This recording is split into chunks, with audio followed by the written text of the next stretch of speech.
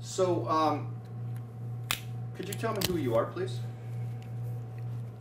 My name is Fritz Klein. I was born in Southern California in 1948. I've lived in Springfield, Illinois since 1982. Great. Um, so let's get into character.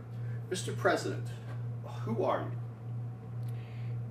Well, at the moment I'm a somewhat broken down president who's experienced a very long and hard row to hoe in this war, but I expect to survive.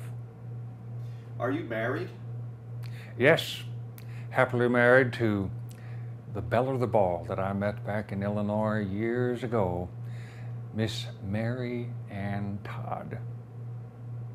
How was your marriage? Did you have a good marriage? Mrs. Lincoln has been a wonderful asset to me. Things have been difficult of late, but I think for both of us. But I fully expect that once the war is closed, some of the pressures will be off and we will enjoy ourselves again. We just recently talked about how we need to put bygones aside and spend more time together than we have. When you were running for president, or actually for senator, you had a lot of failures. You didn't get into the office quite, I think it was like 3 or 4 elections you lost. Why weren't you elected sooner? Well, actually, there's only one time that I've been defeated by a direct vote of the people, and that was the first time I ran for the Illinois State Legislature. I was called away to civic duties. We had a little difficulty here in Illinois at the time with Indians. But the next 3 succeeding biennial elections, I was successfully elected to the Illinois State Legislature. I was not a candidate afterwards. And I was once a candidate for the lower house of Congress, only 1 term, and was not a candidate afterwards. I was in a minority party here in Illinois, and so we had to take turns, so to speak, for the congressional seat.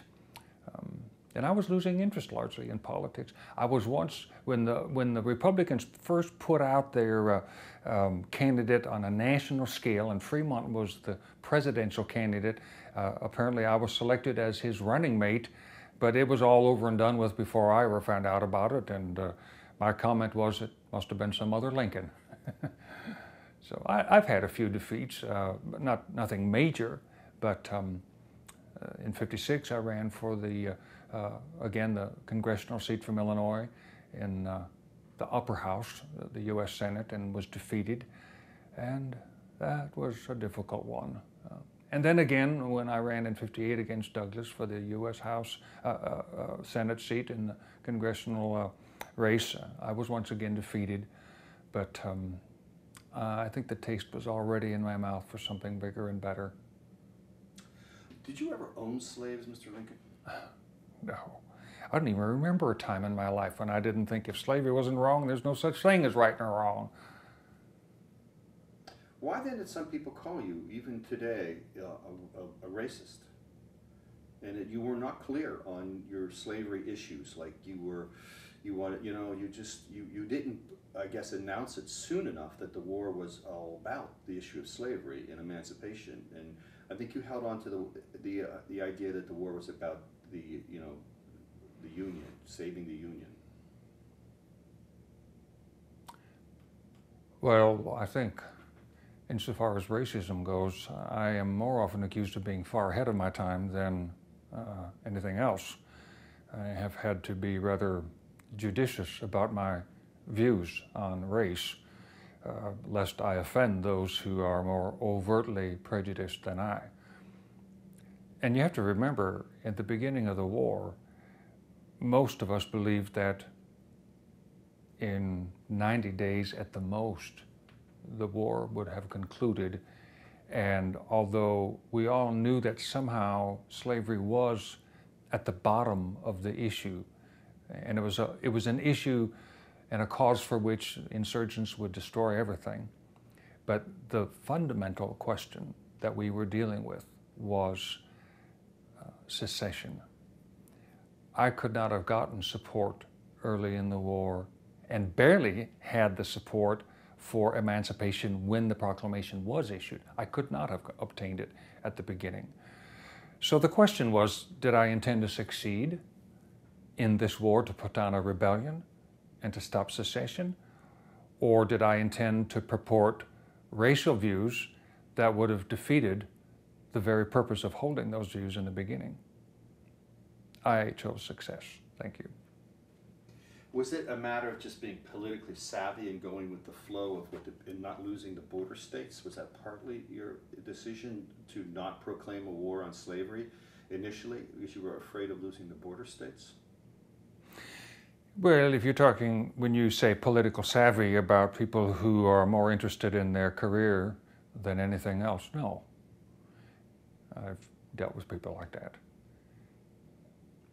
I have been interested in stopping the spread of slavery and was willing to throw my votes in with Lyman Trumbull back in '56 for the furtherance of the cause to the detriment of my own career. So having answered that, I think that politics and political savvy, insofar as it furthers our objects, of course. If I had made any intimation to the border states that we intended to touch slavery in their proper jurisdiction under the Constitution, I would have lost their support early in the war, and the whole cause would have been lost. So, insofar as it helped us achieve our object of ending secession, yes, I had to be very careful with the border states. If we had lost Kentucky, the game would have been up, because we could not have held Missouri, nor Maryland, nor Delaware. And the secessionists would have won, and free government for everybody, and probably for all time, would have been destroyed. So there was much at stake in this, way beyond my own personal political career. Great. So your view then, let me just make sure I understand, where you were not in favor, you did not want slavery to extend into the new territories, but you were willing to let it continue in the states where it already existed. Well, willing meaning what? It was protected by the Constitution. Its existence in those states and its continuance was not a matter over which I had any proper jurisdiction, except under the conditions of war. There was a possibility, if ending slavery could further our purpose of ending the war, then I did have a choice. But it was protected by the Constitution.